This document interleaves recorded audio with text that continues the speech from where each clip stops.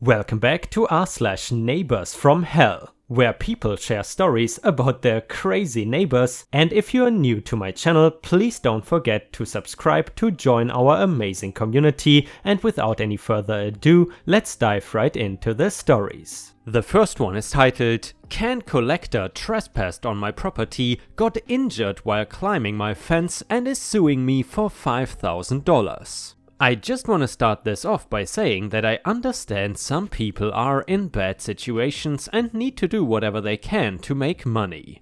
When a guy though breaks into my property and then tries to sue me, it makes me not feel as bad for him. Let me give you a little backstory about this guy though, so those of you that are lucky enough to never have to meet him can get a clear picture. There is a man that goes up and down the neighborhood the night before trash day and picks up all the bottles and cans that he can recycle for money.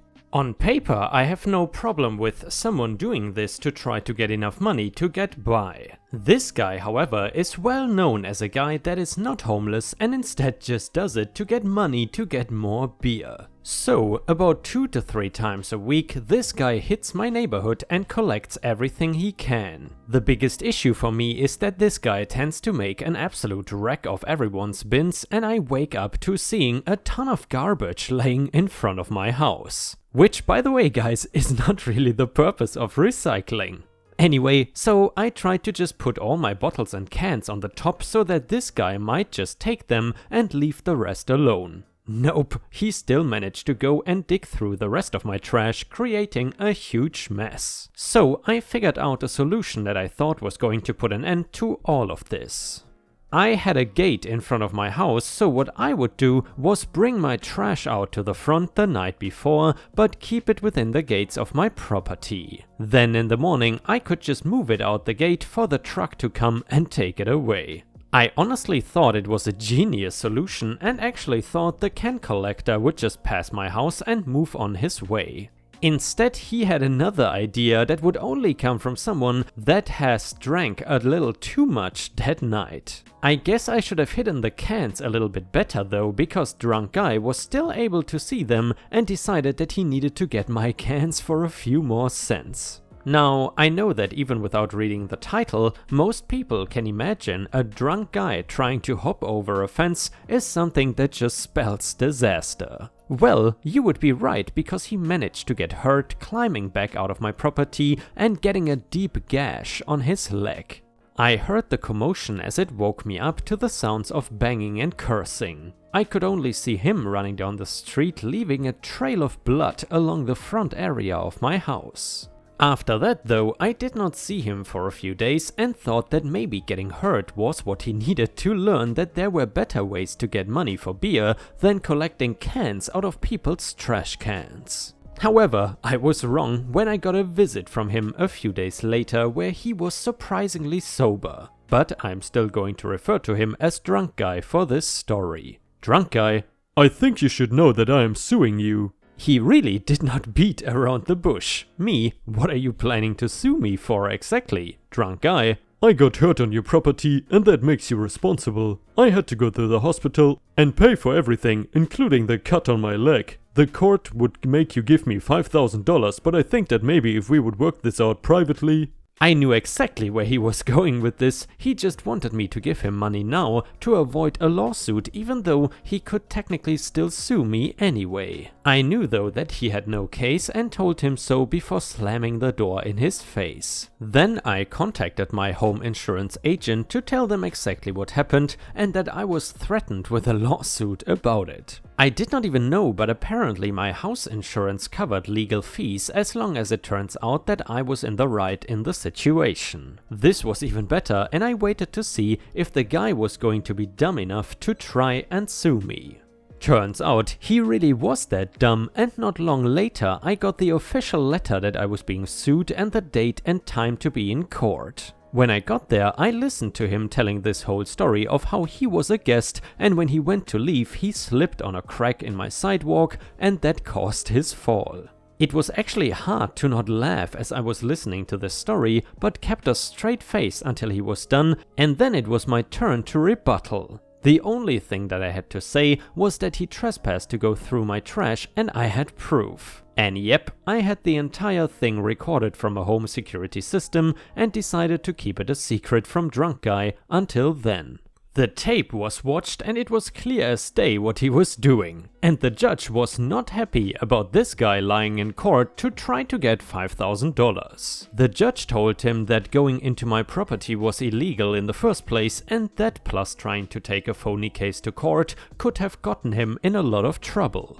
Apparently, when they looked into him a little more, they found I was not the only person that he tried to sue for the $5,000, which I guess was the maximum amount for a civil suit like this. Now, I know that most people are wondering what happened to him and if I countersued him for the trespassing. However, I actually did not sue him back because I really did not want to deal with the hassle, and I would have to get another lawyer for that, and it was a pain because I know that even if I won any money off of him, he would not actually have any to give me. That does not mean though that he got off totally free without any repercussions. He was told that everyone was being alerted and to be on the lookout for him trying to go through their trash. Turns out that even though the bins are in front of our houses, they are still technically our property, and him going through them can be something he would get arrested for. Charges probably would not hold, but enough calls in about him would cause something to happen. I also think the garbage men were sick and tired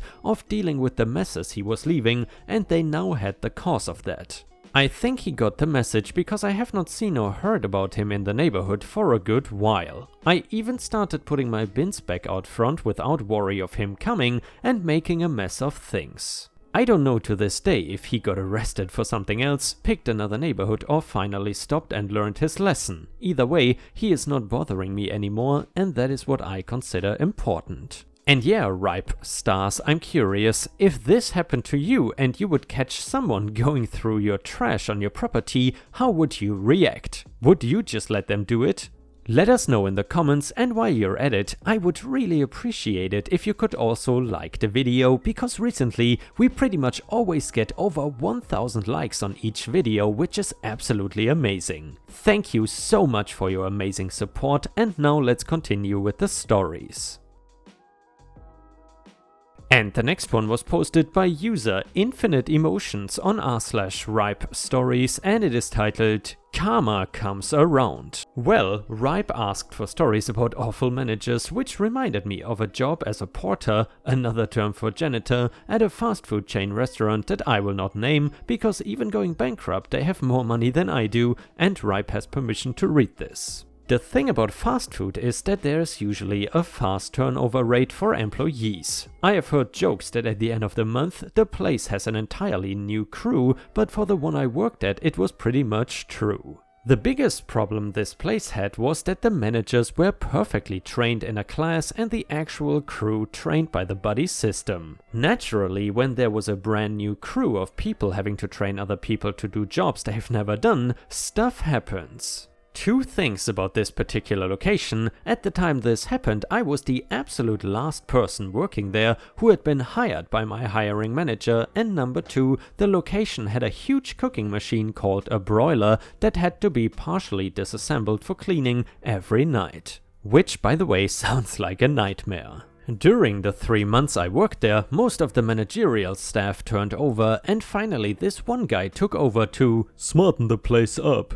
I will call him Old Guy or OG. Now, the thing about OG was that he was what I like to call passively sexist. For example, if a male crew member and a female crew member had a disagreement, he would always side with the male crew members no matter who was right, and he avoided speaking to females as much as possible, but did not actively try to make their lives hell. He particularly did not like that I, a female, was working as a porter, a job he thought more suited to the male persuasion, but with the way the system was set up he could do jack all about it as long as I was employed by the company. Now, being a porter is a dirty, disgusting and hard job. For that reason, porters are not easy to replace, and for that reason I was on the verge of being made a full-time employee with benefits which the company absolutely wanted to avoid. since I was working 6 nights a week and way too many hours. Frankly, I hated the job. I did it well because I have my pride, but all I wanted was the energy to go job hunting for something better. Something that did not require me to be elbows deep in greasy water, working with a cleaner that only had 4 warning labels on it, as opposed to the normal 6 warning labels of every other cleaner the company used. So when I learned that I was training someone to cut my hours back to part-time, I was ecstatic. I trained the guy through the whole thing, sweeping the outside parking lot while the night crew was still there, so someone could let us back in the building,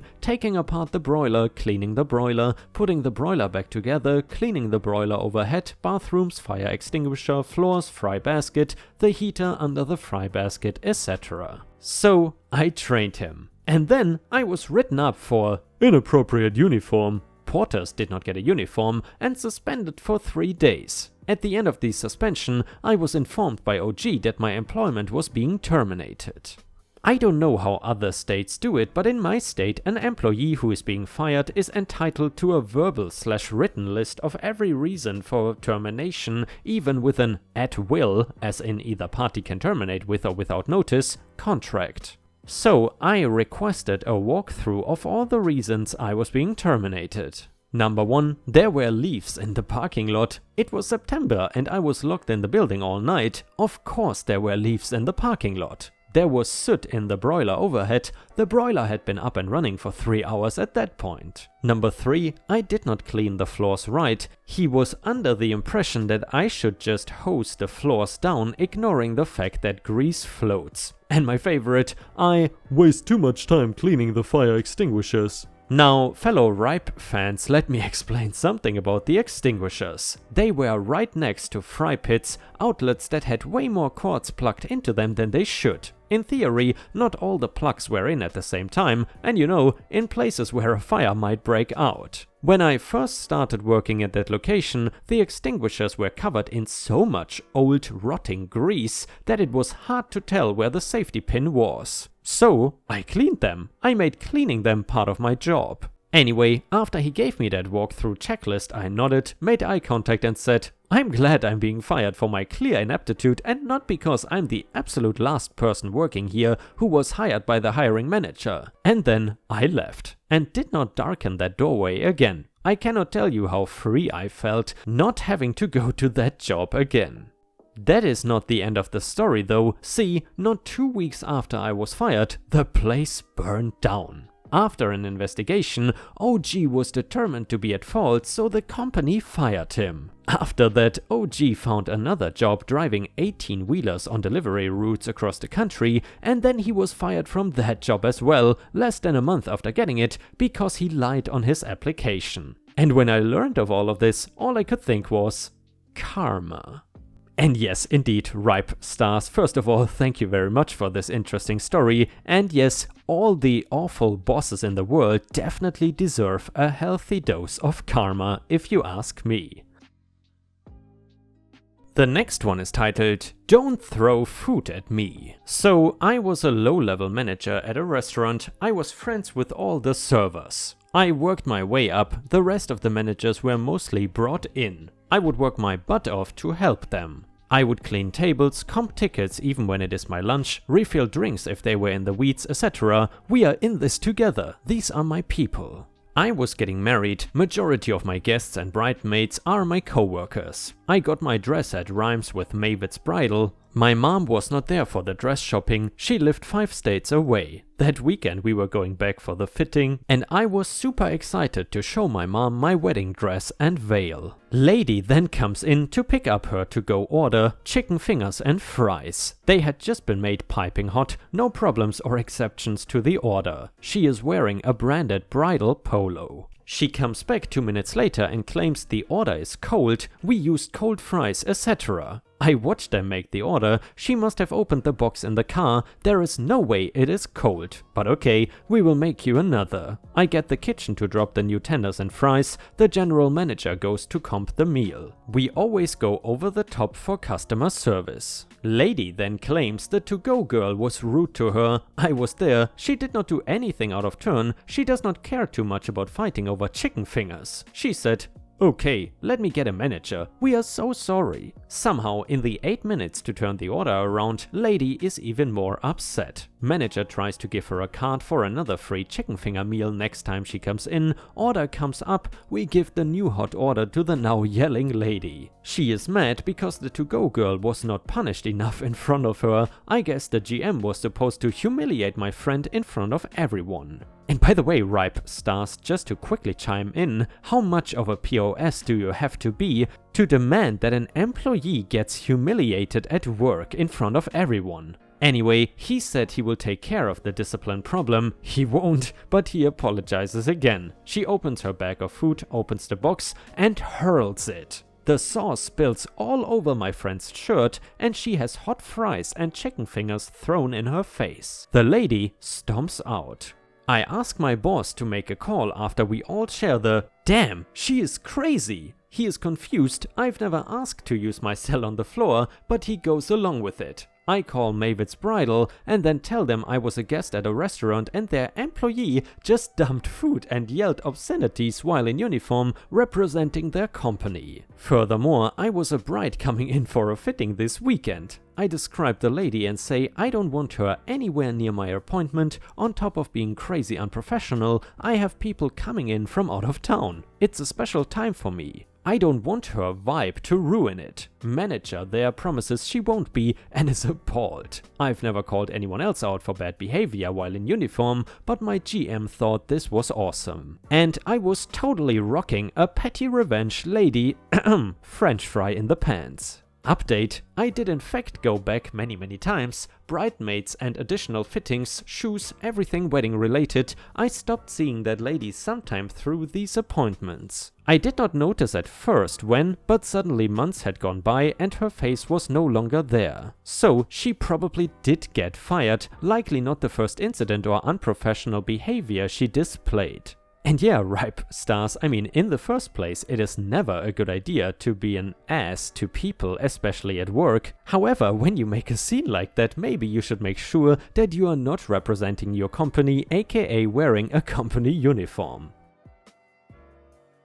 And the last one is titled, "Pay your workers less so I don't have to pay more." Background info, I work for a luxury florist shop in the US and our flower prices are not cheap. We have a high minimum dollar amount for delivery. Most local florists have a minimum plus delivery fee. Our fees have stayed the same since the pandemic, but we have upped most of our arrangements by $5 to $10 to help cover some losses. Our prices are high, but we specialize in very full and/or large arrangements to make up for it. This is a conversation I had with an entitled woman. Me, just letting you know, all our arrangements start at $75. The total after tax and delivery for the product you have chosen comes up to about $105. Karen, what? That is ridiculous. You charge that much? Me, yes. Would you like to proceed? Karen, that is crazy. Why? Me, the owners felt this was the best way to ensure great quality products and a fair living wage for our employees, especially during these times.